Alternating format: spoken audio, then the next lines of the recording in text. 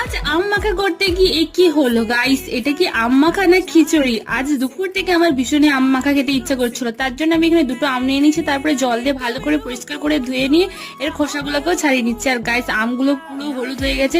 হলুদ হয়ে গেছে মানে এটা পাকা নয়, এটা কাঁচাই আর ভীষণই টক ছিল।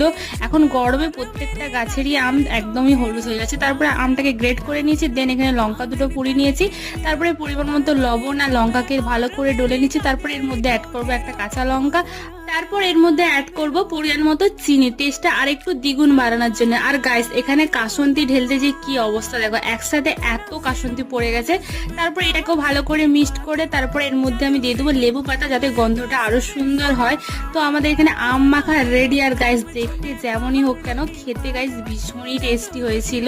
পুরো খিচুড়ি মনে হচ্ছিল, বাট টেস্টি অনেক হয়েছিল। তোমরা এরকম একবার অবশ্যই ট্রাই করো। ভিডিওটা ভালো লাগলে প্লিজ লাইক শেয়ার সাবস্ক্রাইব করো। টাটা।